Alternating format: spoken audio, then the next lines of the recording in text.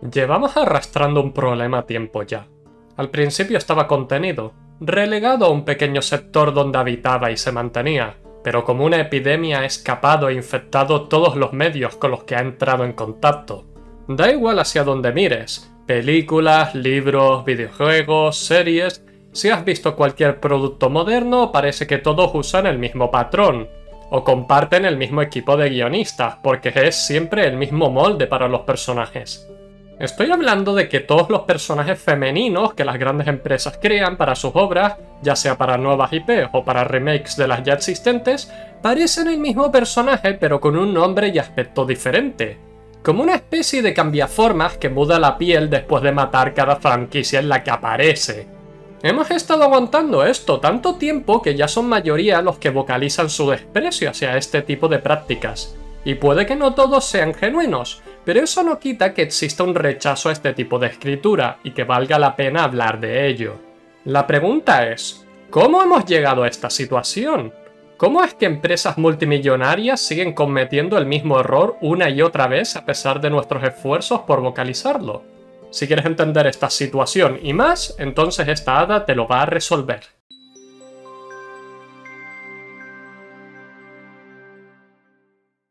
Para empezar, establezcamos definiciones sobre las que trabajar, para que todos entendamos a lo que me estoy refiriendo.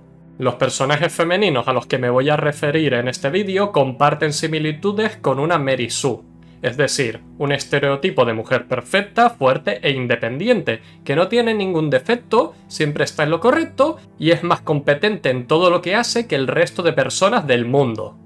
Añadiendo a esta definición, tengo que decir que el personaje femenino moderno rechaza su legado, las virtudes femeninas, en pos de priorizar las virtudes masculinas. Profundizaré en esto último más adelante, así que paciencia. Ejemplos de esto abundan. Tenemos a She-Hulk, cuya existencia entera en la última rendición del personaje consiste en humillar y ridiculizar a Bruce. Rey de la nueva trilogía de Star Wars, que es más poderosa que el elegido de la fuerza, siendo capaz de aprender en días lo que le tardó años a maestros Jedis. Galadriel, bajo todas las posibles definiciones, es la villana de la historia, pero Anillos de Poder te sigue diciendo a la cara que estás equivocado, y que ella es la buena. Incluso podríamos debatir que la existencia entera de Vilma en el remake es solo para antagonizar a la audiencia y decirte a la cara lo equivocado que estás. Los personajes perfectos no me disgustan per se, los considero una herramienta más para la creatividad del autor. Para daros contexto, quiero que penséis en Legolas de la trilogía de Peter Jackson, El Señor de los Anillos. Por definición, Legolas cumple con las características de un personaje perfecto. Su puntería es infalible, su lealtad inquebrantable, y las acciones que desafían la lógica y están dentro del universo de dibujos animados las hace él. Me estoy refiriendo a cuando surfea el escudo para bajar las escaleras y cómo es capaz de acabar con un olifante él solo. La única otra escena que se acerca a lo que hace Legolas es cuando Gandalf cae en las minas de Moria y decide brutalizar al Balrog en su descenso. Sin embargo, Gandalf tiene excusa por ser un Maiar, estar enfrentando a un esbirro de Morgoth y, lo más importante, es un mago de poderes desconocidos que ahora que está lejos de miradas mortales puede mostrarlos. Entonces, ¿por qué somos capaces de aceptar lo que hace Legolas y no lo que hace cualquiera de estos personajes femeninos, como las piruetas de Galadriel? Muy fácil, es porque Legolas es un buen personaje. A diferencia de las ya mentadas, Legolas es más que un personaje perfecto, tiene un pasado, una personalidad, choques con el resto de personajes, conflictos y hasta una rivalidad con Gimli que se torna en una de las amistades más memorables de todo el género de fantasía. La razón por la que toleramos estas escenas, y la palabra clave es toleramos, porque no son buenas escenas, pero las aceptamos porque primero son espectaculares y las coreografías son bastante importantes en un medio visual como lo es el cine. Y lo segundo es porque son casos aislados. Estamos hablando de que en casi 10 horas que dura la trilogía completa del Señor de los Anillos, solo hay 2 escenas de Legolas rompiendo la lógica. También hay que comentar que Legolas es un personaje secundario y auxiliar, mientras que estos 3 personajes femeninos son las protagonistas de sus respectivas obras. Esto es un problema porque significa que vamos a pasar la mayor parte del tiempo con ellas. Y siempre que están en la pantalla están mostrando lo perfectas y competentes que son. Estoy segura de que si Legolas tuviera la misma cantidad de escenas repitiendo el truco del olifante y el escudo que estas señoras, lo criticaríamos también, puede que incluso más duramente. Entonces, hemos identificado uno de los problemas de este arquetipo que ha sido forzado en la industria y que no ha tenido una evolución natural. Galadriel, Rey, She-Hulk, cualquiera de los personajes femeninos de las obras modernas padecen del mismo síntoma.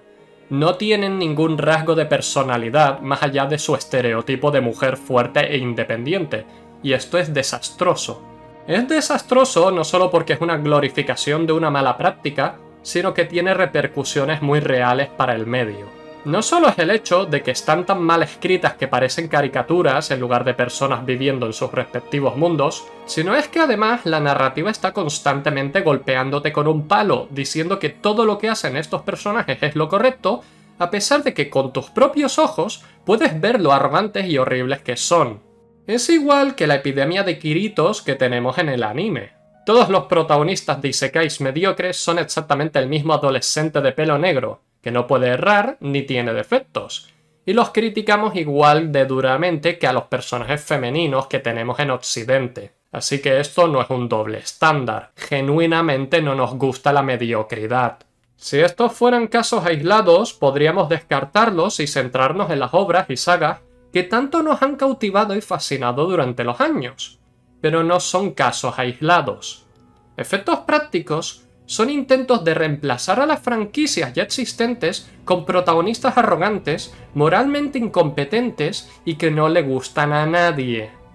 El hecho de que Rey existe en Star Wars, que Galadriel en el universo de Tolkien y de She-Hulk con Marvel es el problema, porque incluso si fueran spin-off de la obra original, seguirían siendo un problema, porque vienen con la actitud de que esta obra es mejor de lo que vino antes, y lo dicen con una arrogancia que genuinamente me desconcierta. Solo tienes que echar un vistazo a los comentarios de los actores y guionistas en Anillos de Poder para entender a lo que me estoy refiriendo. Te dicen a la cara que saben interpretar a Tolkien mejor que Tolkien, y que su rendición es mejor que la de Peter Jackson, siendo la trilogía del Señor de los Anillos no solo aclamada como una de las mejores adaptaciones de libro a película de todos los tiempos, sino que además aprovecha el medio y sabe las limitaciones de este. Por supuesto que no han podido traducir palabra por palabra el libro a la película, pero no es necesario. Un montón de secciones en los libros están dedicadas a ampliar y hablar del mundo, venderte el día a día de la comarca, pero en un medio audiovisual esta información es más fácilmente transmitida con un par de escenas en las que vemos a la comarca festejar, además de que hay un límite de tiempo para estas películas. No puedes estar 10 horas en el cine como si estuvieras viendo Ben-Hur. The Critical Drinker subió un vídeo que explica a la perfección la respuesta de la audiencia a este fenómeno de reemplazo que lleva años ocurriendo. La gente está tan cansada de ver cómo sus series y franquicias favoritas son lentamente consumidas por una horda de escritores incompetentes que lo único que tienen que decir es «Mira cómo mi personaje, mi obra es mejor que lo que vino antes, y estamos modernizando las obras originales con virtudes y valores modernos». En su vídeo comenta que esto ha llegado a tal extremo que la gente simplemente se ha cansado, y cada vez que sale una serie, videojuego o película nueva con un protagonista femenino, la única respuesta que tienen es apatía. Incluso si esta no peca de ninguno de los problemas ya comentados, pero ¿puedes culparles? Es como si alguien gritara a los cuatro vientos lo orgulloso que está de estar equivocado y en el momento en el que intentas hablar con esta persona, se cierra en banda. Si alguna vez has intentado debatir esto con alguien en el internet o con los propios creadores y guionistas de estas series, te darás cuenta rápidamente de que no puedes debatir con ellos. Cuando tienes cientos de canales en YouTube con vídeos que en total son miles de horas analizando y criticando a estos personajes, siendo totalmente objetivos, yendo punto por punto en qué ha errado y cómo corregirlo, y la respuesta es: si crees que mi personaje es una Mary Sue, eres un machista, un sexista, un misógino y un troll del internet. Y cualquier otro insulto que se les ocurra, porque este tipo de personas son incapaces de concebir pensamiento racional. A lo único a lo que apelan es a la emoción, y en su cabeza son capaces de justificar esta crítica demonizando a su audiencia. ¿Cómo te atreves a insinuar que he podido cometer un error o que mi obra es inferior? Claramente lo estás haciendo de mala fe y realmente no piensas eso. Esta es la justificación de estas personas. Esta actitud constante, este comportamiento es la de un niño al que nunca han educado y ahora está a cargo de escribir para una franquicia multimillonaria. Porque combinamos una industria que tiene absoluto pánico a tomar riesgos y crear nuevas IPs, y lo único que quiere es continuar hasta la muerte térmica del universo con las mismas de siempre, con una generación de escritores, guionistas y activistas que tienen un ego subido a las estratosferas que piensan que están creando su magnum opus que va a reemplazar los clásicos. En mi experiencia personal, el único momento en el que he pensado voy a escribir el siguiente Señor de los Anillos y será mejor y más popular fue cuando era una niña de 9 años. ¿Y sabes qué? Aprendí rápidamente con la edad que las obras no funcionan así. Una obra no reemplaza a la anterior, sino que han de convivir la una con la otra. Habrá gente que seguirá buscando el clásico, mientras otras personas preferirán algo más moderno. En lugar de pensar que vas a ser el siguiente de Witcher, Nacidos de la Bruma o Star Wars, invierte esa energía en crear algo único que pueda coexistir con los grandes clásicos. La gente está tan cansada de lidiar con estos críos y niñatos que piensan que su serie mediocre que va a ser cancelada en su primera temporada va a acabar con el original, que hemos terminado adoptando una actitud de tolerancia cero. No me gustan los extremos, ni las medidas radicales, pero entiendo el sentimiento de que nos han maltratado durante tanto tiempo y tan seguido que este es el único modo. Tuve yo mi momento visceral cuando me trajeron de vuelta al 10º Doctor en Doctor Who, solo para luego ridiculizarlo y humillarlo durante el primer especial, incluso si el resto de especiales tuvieron un tono totalmente distinto. Era como tener una experiencia extracorporal. Normal que la gente prefiere el anime y todo lo venido de Asia. Al menos allí siguen manteniendo la integridad y saben hacer una buena historia de vez en cuando. Como escritora publicada que soy, esto me afecta en mi trabajo.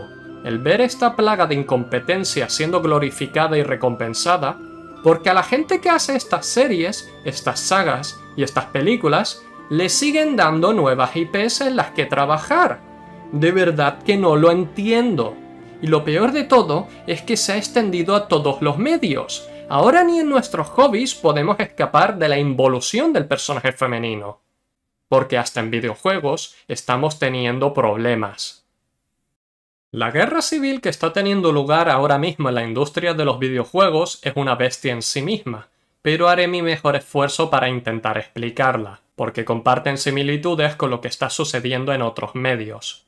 En resumidas cuentas, las grandes empresas y desarrolladoras de videojuegos están intentando apelar a una audiencia que no juega juegos ni consume sus productos. Y para este fin están sacrificando la audiencia ya leal que llevan acumulando con los años. Ejemplos de esto sería de cómo últimamente los personajes femeninos son cada vez más parecidos a los hombres, tanto en complexión como estructura facial y muscular, con la intención de tratar de combatir la sexualización percibida por la audiencia moderna. Víctimas de este cambio son por ejemplo Aloy de Horizon Zero Dawn y Forbidden West, que de un juego para otro parece haber tenido cirugía facial o haber ganado bastante peso, que es totalmente incoherente con la cantidad de ejercicio que hace esta mujer. Podríamos hablar de hasta los cambios en los diseños de algunos personajes del remake de Silent Hill 2, pero la gran mayoría se han conservado. Lo que me preocupa en particular es la creación de personaje. Estoy segura de que si has jugado alguno de los juegos AAA recientes sabrás a lo que me estoy refiriendo, pero no soporto el cómo se ha eliminado completamente la capacidad de hacer un personaje femenino en videojuegos. Tienes dos tipos de personaje, el hombre y el hombre. Soy el tipo de hada que le gusta jugar con personajes femeninos, porque en la mayoría de los casos el hombre parece un armario empotrado. ¿Qué prefieres? ¿Conan el Bárbaro o Geralt de Rivia? Sin insultar a ninguno de estos dos grandes personajes, pero cuando diseño un personaje, No me gusta que mi mago parezca un culturista con abdominales en los abdominales. Mis hombres me gustan delgados y balanceados. Volviendo al tema, este es un problema que limita al jugador en su creatividad y diseño sin aportar nada a cambio de ello. He escuchado que el creador de personajes de Veilguard es uno de los peores que hemos visto en la última década, y eso es un logro. Sin embargo, esto no acaba aquí, porque aparte de copiar a los guionistas de películas y a cualquier crítica sobre el juego insultan a la audiencia llamándoles perdedores machistas y sexistas, también están atacando a su competencia directa. A diferencia del cine, donde Disney, Marvel y similares tienen un monopolio absoluto sobre las películas, los videojuegos son más variados. Tienes compañías indies compitiendo con las más grandes en récord de ventas, y esto le disgusta a tu corporativo promedio. Un ejemplo de esto es la campaña de difamación que se hizo contra Stellar Blade. Si no lo sabéis, Stellar Blade es un juego desarrollado por la misma empresa que hizo el gacha Goddess of Victory Nikki, y fue atacado por su personaje principal, Eve, por ser un anzuelo para atraer a la mirada masculina. Sus palabras. Esto simplemente no es cierto, por mucho que digan los activistas y los periodistas de que Eve es una muñeca sexualizada y establece unos cánones de belleza inalcanzables para las personas, la realidad es diferente. Eve, nuestro protagonista, es resultado de un escáner 3D a una modelo real coreana. Además de que los desarrolladores de Stellar Blade saben que necesitas más que una cara bonita para vender un juego.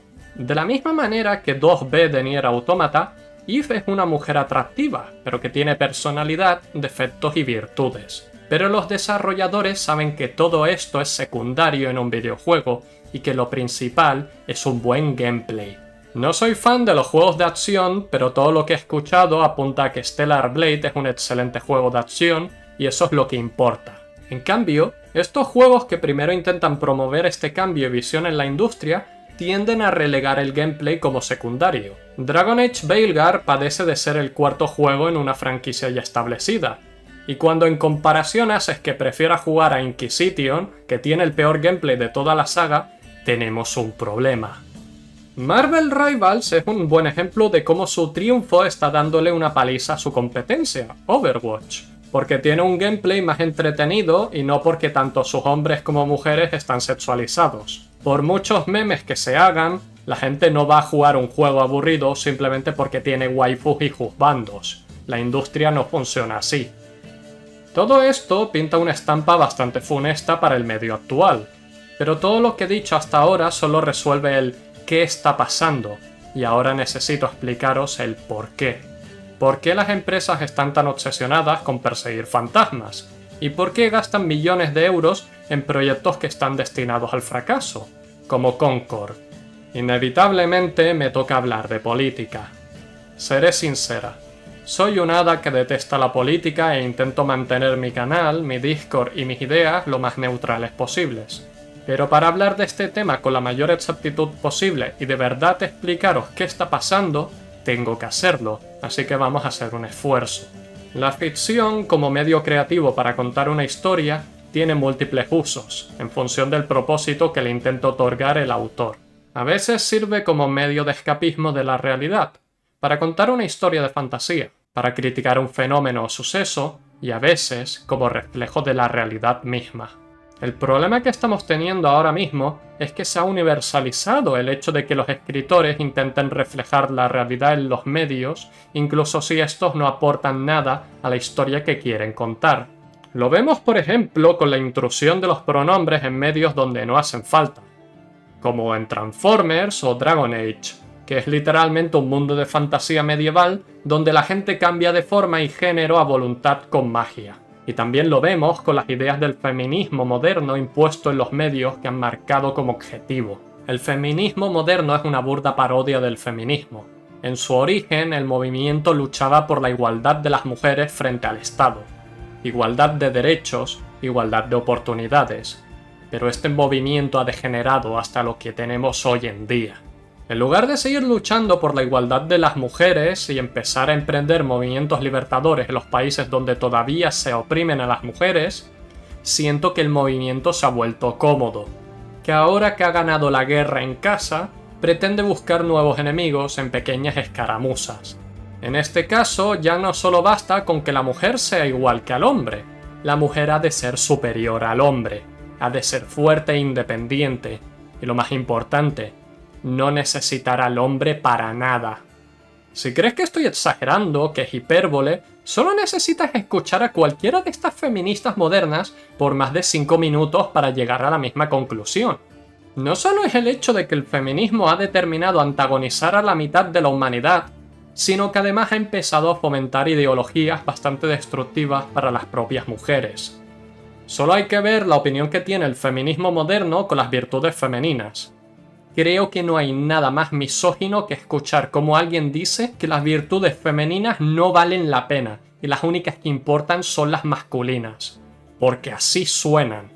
Es momento entonces de definir a qué me estoy refiriendo cuando hablo de virtudes femeninas y virtudes masculinas. En su concepto, las virtudes van ligadas a la cultura y sociedad en las que están presentes. Diferentes lugares dan importancia a diferentes valores. Sin embargo, hay una serie de estas virtudes que son intrínsecas y universales. Para las virtudes femeninas importa la maternidad, porque hasta donde yo sé seguimos siendo las únicas capaces de crear descendencia. La belleza también es una virtud femenina, igual que lo atractivo. También importa la compasión, la paciencia y el confort emocional, todas características maternales. Ser capaz de calmar emociones, apoyar a tus amistades y familias, y servir de nexo familiar. En sociedades orientales y asiáticas se le da relevancia a la castidad y la fidelidad. En Occidente, a la alegría y positividad. Todo ello en contraste con las virtudes masculinas, que son la independencia, la capacidad para resolver problemas, la iniciativa, la fuerza física y mental, el valor, ser capaz de proveer para la familia.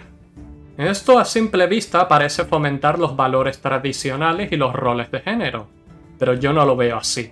Verás, las llamo virtudes femeninas y masculinas porque son así, no porque pertenezcan a un sexo concreto. Una persona puede exhibir múltiples virtudes tanto femeninas como masculinas, pero eso no significa que sea trans o esté confundida. Simplemente así son las cosas. Algunas personas son más femeninas y algunas más masculinas.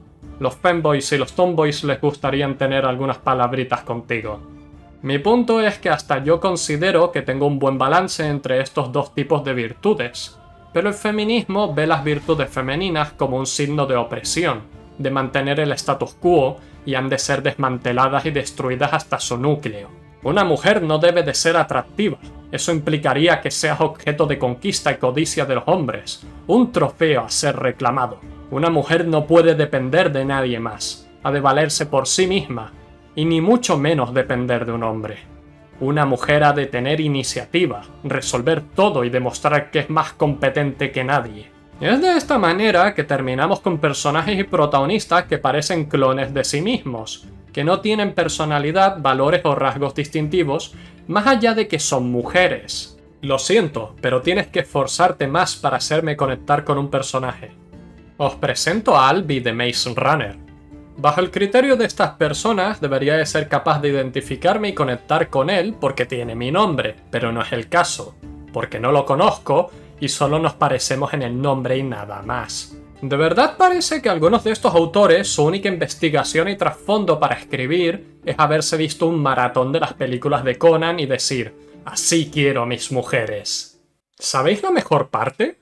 Las películas de Conan tienen muchos problemas y varían de la obra original de Howard, pero al menos entienden al personaje de Conan. Conan es un bárbaro noble, un hombre leal, valiente y que siempre acude al rescate de una damisela en apuros, pero es mucho más que un saco de músculos descerebrado. Uno de los momentos más especiales y fenomenales de la película de Conan el Bárbaro es cuando, enfrentado al ejército de Thulsa Doom y superado en número, sabiendo que la siguiente contienda va a tener lugar y probablemente muera, decide rezar a Crom, la deidad en la que cree y que no responde a plegarias de nadie, y aún así lo hace. Cito textualmente: Crom, nunca te había rezado hasta ahora, no tengo labia para ello. Nadie, ni tan siquiera tú, recordarás si fuimos buenos o malos hombres, por qué luchamos o cómo morimos. No, todo lo que importa es que dos se enfrentaron a muchos. Eso es lo que verdaderamente importa. La batalla te complace, Chrome, así que concédeme esta única petición. Otórgame venganza. Y si no me atiendes, vete al infierno. A ojos de alguien externo, esto parece indicar de que Conan es un hombre tan estoico, fuerte y valeroso que es capaz de insultar a su dios a la cara si éste se atreve a interponerse entre él y su venganza. Y no le falta razón. Sin embargo, carecen de contexto. Este es uno de los momentos más vulnerables del Cimerio. Conan sabe que va a morir, o al menos se formula en su mente la idea de que luchar esta batalla se cobrará la vida de alguien, y está conforme con ello. Aún así, tiene una preocupación. No le importa morir en batalla, pero le importa si la serpiente traicionera que quemó su hogar y acabó con su familia escapa con vida. Es capaz de declarar que entregará su vida a cambio de la oportunidad de enmendar viejas afrentas. Es un momento bastante simbólico y personal. Conan no parece el mismo durante el discurso. Su preocupación, temores y sentimientos se canalizan a través de este. Es como si el bárbaro estuviera haciendo esta plegaria más para desahogarse que para inquirir en una intervención divina, y luego lo culmina con esa mítica frase en la que recupera la compostura, el valor y la dignidad. Cuando manda al infierno a Chrome, muestra este rasgo desafiante, como si el valor hubiera vuelto a él, y declara que incluso si su dios le diera la espalda, él conseguiría su venganza de su propia mano. Personajes como Conan, Geralt de Rivia o Kratos de God of War son ejemplos de personajes masculinos que superficialmente son esta caricatura sexualizada y exagerada de la masculinidad, pero que si uno se para a analizarlos, son más que un estereotipo. Por esto mismo es que fracasan los personajes femeninos modernos, porque son incapaces de ver más allá. Son incapaces de pensar que un personaje ha de valerse por sí solo y que simplemente su género o su raza no es justificación suficiente. Y por esto seguirán fracasando. Las películas seguirán fracasando y seguiremos perdiendo franquicias, mientras esta sea la idea fomentada por los escritores y guionistas. Porque la gente está cansada de escuchar que ha de conformarse con mediocridad. A la gente le gustan buenas obras, buenos personajes, y que vengas a decirnos que lo que tú haces es mejor que lo que ya existe y este es el nivel que ofreces, lo siento pero no. Concluyendo este vídeo, quiero daros un consejo. Si estáis escribiendo una obra, un guión o un proyecto y os estáis preguntando ¿cómo escribo un buen personaje femenino? Detente. Eso es una pésima forma de hacerlo. Los mejores personajes resultan ser mujeres. No porque son mujeres son los mejores personajes. Céntrate en escribir un buen personaje y en lo que se te da bien. Por ejemplo, en mi novela Proyecto Albana apenas hay personajes hombres porque la escribí en 2017 y se me daba fatal en aquel entonces describir hombres físicamente sin provocarme un ataque de vergüenza ajena. Eso no me detuvo y mi novela ha encontrado su nicho. Y puede que la tuya también lo haga, si sabes enfocar tu pasión y tu esfuerzo. Espero que os haya gustado el vídeo. Recuerda darle a me gusta, suscribirte, dejar un comentario y compartirlo para llegar a una mayor audiencia. Recuerda darle a la campana para ser notificado de la siguiente publicación de un vídeo nuevo. Especiales agradecimientos a Rec433, Hefesto y Roger el Zorro por suscribirse con el tier máximo. Agradecimientos a mis caballeros cuyos nombres aparecen ahora en pantalla y que me permiten seguir trayendo este tipo de contenido. Si tú también quieres convertirte en caballero, tienes las opciones de miembros del canal o mi Patreon para aparecer al final de mis vídeos y votar de qué temas hablaré a continuación. Si no, siempre puedes entrar a mi comunidad de Discord con el link de la descripción. He sido Albirrodnos, el Hada Cuentacuentos, y me despido.